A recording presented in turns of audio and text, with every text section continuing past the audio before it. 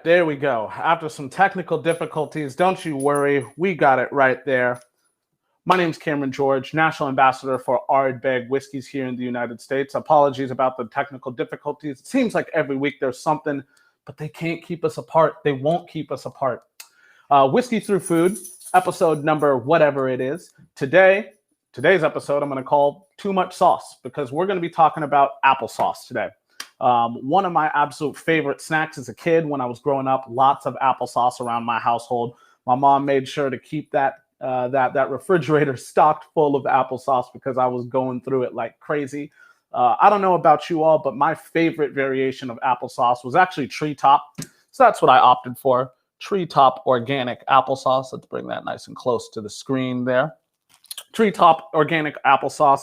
We're going to be tasting two of them today. We're going to have cinnamon, and then we're also going to have just classic regular applesauce. I thought that this would be really fantastic because I actually wanted to pair two whiskeys to these different applesauces today. So essentially what I wanted to highlight about the cinnamon applesauce was actually going to be how well it pairs with Ardbeg Anno. With the classic, just regular, no sugar added applesauce, I actually wanted to showcase how well that pairs to Ardbeg 10-year, the levity that it really kind of highlights within the whiskey. Ardbeg 10, I think, is a perfect whiskey for those who love incredibly rich, incredibly peaty, very smoky whiskeys that also have an element of nuance to them. Being aged in first and second fill ex-bourbon cask brings a lot of depth of character, but it also allows for that peated element to be able to speak freely. When we start incorporating things like Pedro Jimenez sherry cask and virgin American oak, like we do with the whiskeys of Ardbeg Anno, or with the whiskeys that go into Ardbeg Anno, what you see is you start to see kind of a pulling back of some of that raw power. And that's why some of the classic Ardbegians and some of our fans and friends of the brand have said, well, you know, this seems like more of a beginner whiskey, Ardbeg Anno. And to me, it's really more of a compilation, kind of a greatest hits from the distillery, if you will. To me, Ardbeg Anno is an incredibly complex whiskey that has a softened flavor profile, a softened olfactory sensation as well, because it's going to lead with a lot more of that cinnamon, that clove, a lot of those wood spices that American drinkers, especially American whiskey drinkers, really, really love. You know, we're all huge fans of bourbon. Obviously huge fans of whiskeys like Wild Turkey, all huge fans of whiskeys like Maker's Mark, American whiskeys, obviously bourbon style whiskeys, which are going to be aged in new oak. That new oak is going to impart a lot of very heavy, very dense flavors onto it. And so when we treat a component that goes into Ardbeg Anno in a similar fashion by aging it in American oak casks that have never been used before, and that's why we call them virgin American oak, what we're going to see is we're going to see some of those esters that and some of those flavor profiles that we really find beautiful and kind of intriguing about American whiskeys. And I should say not only some of the flavor profiles, but also how they sit and how they act on your palate as well. Very similar, right? A lot of softness that starts to develop. Right. So let's start talking about Ardbeg 10-year first, because it is very much so the heart and soul of the distillery. We couldn't make any other whiskeys if we didn't start with this whiskey first. And I don't mean that to say that, you know, Ardbeg, 10-year turns into Ardbeg Anno, which then turns into Korjevrekken or Ugadal. I mean that stylistically, we couldn't make any of the other whiskeys if we didn't put down a stock into ex-bourbon cask first and foremost. Again, remember at Ardbeg, we don't finish whiskeys, we assemble them, right? So we use components that are matured separately and then brought together to create a new whiskey. Oftentimes what that means is that we're oftentimes creating non-age statement whiskeys. So obviously Ardbeg 10-year, the youngest whiskey that's going to go into that bottle, is going to be 10 years old, obviously, right? Everybody knows the rules of Scotch whiskey. Bartenders, I'm looking at you because for some reason we don't mix with Scotch whiskey. For some insane reason, we don't make cocktails very often with single malt Scotch whiskey. So I'm not entirely sure that we are familiar with some of the rules and regulations that surround the spirit category. So let's kind of break down the term single malt Scotch whiskey, right? Obviously, single is going to be in reference to the distillery of origin. Single malts have to be produced at one distillery, one site, right? Malt means that the malted is in reference to the grain, right? Obviously, whiskeys are going to be distillates that are fermented, essentially, using cereal grains as the base. For single malt Scotch whiskey, we're of course referencing malted barley as the cereal grain, right? Scotch, of course, means that it needs to come from Scotland.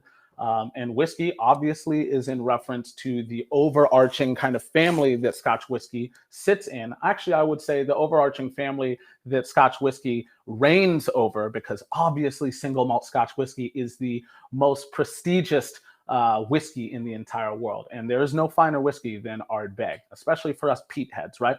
So, all right.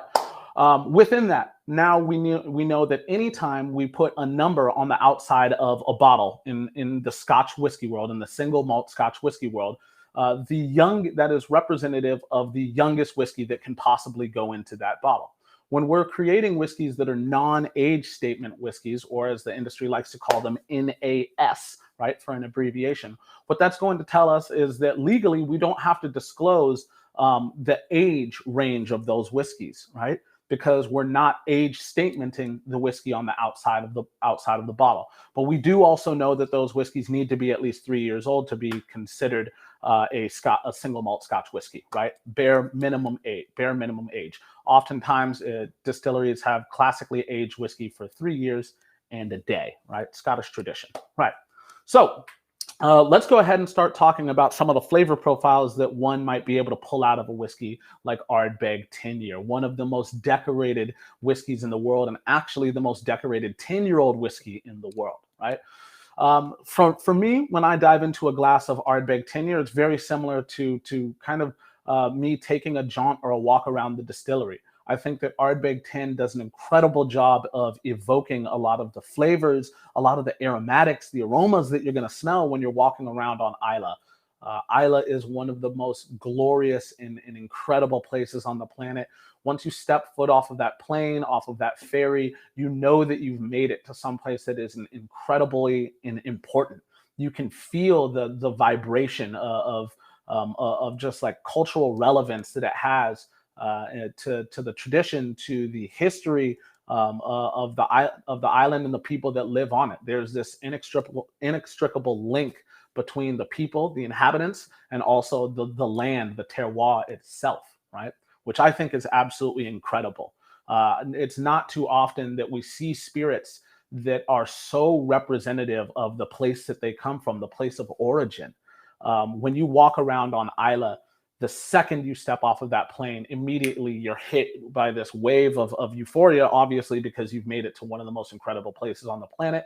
But then also you're hit by this wave of understanding immediately some of the flavors and the aromatics that are going to be represented in said glasses as well. Right. So food pairing action for today, because this is, of course, whiskey through food. And I'm going to get to the whiskey in a second here because it's been a long week. Election week here in the U.S. is never a good time. And this one has been particularly tumultuous. So let's talk a little bit about the food pairing, and then we'll immediately dive headfirst into the whiskey, because I could use it. You all could use it. Together as an industry, as a community, as a country, we could use it as well, right? So again, today's food pairing, 2 different types of applesauce. There's never too much sauce. Too much sauce. Today we're going to have, our first one is going to be Treetop Organic Applesauce, no sugar added. This is going to be an absolutely delicious, very light, very fruity applesauce. The second one that we have is also Treetop Organic, but instead of going with their classic, this one is going to actually incorporate just a little bit of cinnamon, which is going to be pretty interesting, not only when we start talking whiskey, but also when we start talking food pairing as well, and how those things work together. So let's go ahead and grab us a glass. Of course, Ardbeg glasses. If you don't have your own Ardbeg glass, then I feel bad for you, but shoot me a DM. Maybe I can help you out with that, right? Let's go ahead and listen to the sound. Nice little pop. Works well. And we're going to go ahead and pour a wee dram of Ardbeg NO. Uh-oh, that was Ardbeg NO. So it looks like we're starting with cinnamon first. I apologize. We're going with a little bit of the cinnamon first. So we'll go ahead and open up our Treetop Organic cinnamon variation. All right, so let's talk cinnamon. Let's talk whiskey. One of the cool things that I think starts to develop in the fermentation phase, especially with single malt Scotch whiskeys, is the element of cinnamic acid, right? It's essentially that aromatic of honey, of light cinnamon, light spices. Those start to develop via lactobacillic acid in the fermentation phase. Specifically, right now we're talking specifically about their formation in single malt Scotch whiskey. They do obviously form in other styles of whiskey, bourbon as well, but bourbon quite often uses malted barley to be able to jumpstart its fermentation phase. So I would say that there's a reasoning for that. But when you're using malted barley as your entire ingredient, your entire raw ingredient, you're going to see a lot more of that from that formation. Then we're able to kind of coax that along and kind of just push that development of that flavor along just a little bit by using a component for this whiskey that is aged wholly in virgin American oak. So that virgin American oak, or Quercus alba, as it's actually recognized and called as well. From Quercus alba, what you're going to start to see is you're going to see a lot of vanilla, a lot of toasted coconut, lots of eugenol as well, which is essentially like a synthesized clove oil, basically. You're going to see, again, that cinnamic acid. You're going to see a lot of those friendly barrel spices, right?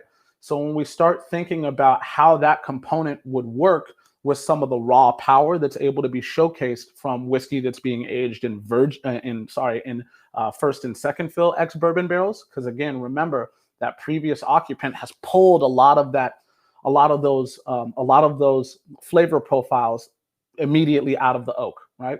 And so what that's allowing the oak to impart to now Ardbeg that's being aged in it is a raw power. So you pair that component, raw power, to a little bit of whiskey that's being aged in virgin American oak, which is going to give you all of those wonderful barrel spices. Now you're starting to see these two kind of opposing worlds kind of being married together. But that transition isn't complete, because just like a cocktail, you need a little bit of sweetness. For all of my bartender friends out there, remember, when we talk about cocktails, we're talking about essentially four different elements that are being brought together. You're going to have your spirit, you're going to have your sugar, your bitters, and then also your water. It's a similar kind of technique that's being applied to making a whiskey like Ardbeg NO. The spirit, the heart and soul, the body of the cocktail is going to be whiskey that's aged in ex-bourbon cask. Some of the sweetening element, the sweetness is going to come from a component that's being aged in Pedro Jimenez sherry cask, where the spice is going to come from whiskey that's being aged in virgin American oak. And obviously, because it's not a cask strength whiskey, you are going to see a component that of water that needs to be added to kind of lock all those flavors into place, right? Bottling proof is incredibly important. For Ardbeg NO, that proof is 46.6% alcohol by volume. Right, so let's dive into a little bit of the tasting now. Immediately hit by all of those cinnamon notes that we were kind of aforementioning, those very wonderful spicy aromatics as well. There's a subtle sweetness to the whiskey. That is absolutely delicious. Let's see. Oh, that smoke. Luscious smoke on the back end of the whiskey. Beautiful texture to it. It's soft. There's a velveteen aspect to it. That rich smoke kind of rolls across the back end of the palate, really settling in at the very finish, kind of hunkers down for a little while. Some of the fats, the lipids move left to right. There is an element that's starting to make me salivate as well. It's a salty, spicy, very weighty style of whiskey. There's a fattiness to it as well. That's absolutely delicious. So as always, whiskey through food wouldn't be whiskey through food if we were only talking about whiskey. We need to talk about a little bit of this food pairing as well. Treetop Organic Cinnamon Applesauce. My favorite when I was a kid growing up. So let's dive in. Let's see how it goes. Immediately, That front palate spice, cinnamon, clove, baker's spices, immediately kind of teasing the very tip of my papilla, the very tip of my tongue here. Let's dive back in and see how those two flavors work together. Again, beautiful, beautiful texture to this whiskey. Absolutely lovely smoke. And the spices that I picked up in the Treetop Organic applesauce, let's go ahead and make sure that we hold this up as well again. Cinnamon. That cinnamon applesauce really, instead of being front palate, those spices are all kind of after mid palate, secondary, right? Initially, it's all about the weight of this whiskey. Let's go ahead and dive back in, try it again. Oh, it's absolutely delicious. So let's go ahead and talk cocktails before we go on to our second pairing. All right, actually, you know what? Let's do second pairing and then we'll talk cocktails.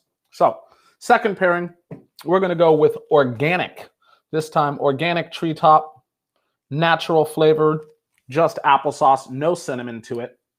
I really love the pairing of the cinnamon applesauce to Ardbeg Anno because it amplified some of those cinnamic acids that I really love that form during the fermentation phase of Ardbeg that are amplified by a component that's aged in ex-bourbon, a component that's aged in virgin American oak, and then a component that's aged in Pedro Jimenez sherry cask for Ardbeg Anno. Ardbeg 10-year, little bit different though. Let's go ahead and make sure we've got a nice glass, clean glass for us. Ardbeg 10-year. Now we're talking about some of the raw power, really looking at some of that beautiful, beautiful, very kind of almost ethereal aspect to this whiskey. Ardbeg 10-year is, for me, the epitome of Ardbeg distillery. It showcases the nuance that distillery is able to create. Not all peated whiskeys are created the same. We can't approach peated whiskey as if it's a monolith, right? A monolithic idea. Smoke isn't the only flavor profile that's developed in peated whiskeys. I think it's actually kind of forgive me, I think it is a lazy flavor profile for us to immediately pull up. Smoke is not necessarily a flavor, but it's a vehicle for other flavors to be carried forward by, right? You can have a bunch of different styles of smoke, right? You can have coal, you can have savory, you can have medicinal, just to name a few. So when we just say, all right, this is smoky, we're doing ourselves a disservice because we're not making ourselves think about the flavors that we're actually kind of experiencing, the aromas that we're experiencing, right? So let's do a little bit more work and a little bit more legwork. I think we'll find does some awesome stuff for us, right? Ardbeg 10-year, on the nose, beautiful. Beautiful, light. There's this kind of hay aspect, almost linseed. There's a vegetal note to it. There's a sweetness. There's a little bit of honey, a little bit of apple, that's again why I picked the food pairing today, applesauce. A little bit of apple. You're going to have some white fleshy fruit, some peach, some pear as well. Another thing that I really, actually the pear is a great thing to pull out of Ardbeg. It's a note that you wouldn't expect to find in a peated whiskey. And I think that is indicative of the light and kind of ethereal side that Ardbeg has to it. That peaty paradox, if you will. Heavy in smoke phenols, but actually quite light in terms of the texture and some of the aromatics that you're able to pull out of this whiskey. Right, let's dive on in. That smells delicious. I know it's going to be delicious. Let's try it though. There's a reason I always return to the Ardbeg 10-year. It's got to be my favorite whiskey from Ardbeg. I can walk through the entire range and fall in love over again with every whiskey. But when I return back to the 10-year, there's something that immediately transports me to the shores of Islay, to the shores of the distillery as well. Let's go ahead and see how our food pairing is. That's absolutely delicious. Apple, just a beautiful apple puree, really highlighting a lot of the flavors that I absolutely love about Ardbeg 10-year. That apple, a little bit of that honey, almost, dare I say, like a pineapple aspect to it as well, like almost a tropical aspect. I'm able to pull out toasted coconut, pineapple, A little bit of apple, pear, linseed, heather, all of these vegetal notes kind of crescendoing in afterwards. Beautiful. All right. Now, let's talk food pairing. Whiskey through food wouldn't be whiskey through food if we didn't have a cocktail. So let's go ahead and make a delicious cocktail as well. Today, I'm going to be making an absolute fantastic Ardbeg Anneau cocktail. Show you my glass, Ardbeg glass, of course. We're going to be using a little bit of hot apple cider. I've actually heated a little bit of hot apple cider here. Let's go ahead and pop this open and get that down into the glass first. Pop.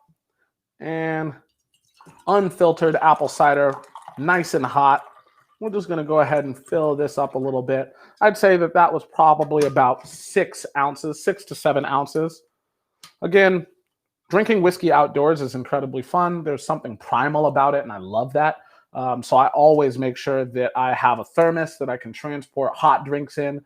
We're getting almost to snowboard season, so I'm really excited about that. I can't wait to hit the mountains and carry my flask of Ardbeg as well as a little bit of apple cider with me so I can make this cocktail up on the slopes as well.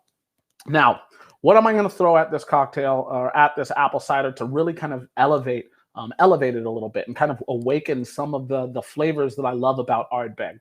Immediately, I think, all right, well, something that I love about Ardbeg is that pear aspect. So let's go ahead and pull for St. George Spiced Pear. What a great distillery that makes a few incredible products. St. George, I'm a huge fan of them. I just relocated back from San Francisco, where I was fully immersed in a lot of the creations and a lot of the flavors that they like to work with in that city. St. George does a great job of listening to the needs of its market and responding accordingly. So they saw an area to create a really delicious new style of product. So this spiced pear liqueur, a few years ago when it hit the market, I was all about. I'm still all about it. That's why I have it at my home bar. All right, let's talk about this. I think that we can go ahead and add about an ounce of spiced pear liqueur. We're going to go a little heavy because I do want it to be a dominant flavor. All right, next, another thing that I absolutely love about Ardbeg is the vegetal aspect. So I think something to really elevate that and awaken that is going to be chartreuse, green chartreuse. The chartreuse is loose. If you haven't had chartreuse and apple together, you're missing out. So we're going to add a half an ounce to the cocktail. And then, of course, it wouldn't be an Ardbeg cocktail without Ardbeg in it. So let's go ahead and pull for a little bit of Ardbeg Anneau. Again, we'll go an ounce. Perfect. And then we'll go ahead and just give it a light stir, just a nice little mix to incorporate all these ingredients. And I'm going to have a fantastic cocktail on my hands once I do that. Let's see how we did. You might even be able to garnish with a little bit of ground nutmeg, maybe some cinnamon, maybe some cinnamon apple sauce if you feel crazy enough. I'm just going to go ahead and drop some of that directly in there because why not? It's my show. I got to do what I want. Right. Here we are. We've got a delicious hot apple cider cocktail. It's nice and warm, nice and toasty. A little too hot, this cocktail glass. This thermos, this mug is nice and toasty in my hands here. Let's see how we did. Oh, that's absolutely beautiful. All of that herbal and herbaceous component coming from our Ardbeg as well as our green chartreuse. Chartreuse and apple just go so well together. Apple's a flavor that you already can pull out and kind of pick out from Ardbeg. So it's one that I use all the time. The Ardbeg last word actually works because these two things go incredibly well together. Ardbeg Anneau and green chartreuse almost were made for each other. It's a beautiful, beautiful kind of relationship that they have. Then we're going to lean heavily on that pear, that spiced pear liqueur from St. George. The aromas from this are absolutely delicious. Let's go ahead and give it another sip. It's absolutely perfect. Just a perfect cocktail. This one is going to be a staple for me. I'm going to have this a lot during the winter months as well. I'm going to be hitting the slopes, snowboarding, getting outdoors. Drink whiskey outdoors and make cocktails and take them with you. You get to be the ruler of your own domain. We get to rewrite the rule books. Bartender friends out there, start mixing with single malt. We're a new breed of whiskey consumers, and we don't play by other people's rules. So if you have cocktails you like to make with whiskey, please shoot me a DM. I'd love to try them. If you have, like whiskey and food pairings that you love, again, shoot me a DM. I'd love to try them as well. Until I hear from you, every Monday and every Friday, I'll be right here doing this whiskey through food thing. As always, my name's Cameron George, National Ambassador for Ardbeg, heavily peated preacher, fan of all of you all out there in the cyber world. And until next time, have a great weekend. Cheers, slanjiva, and to your health.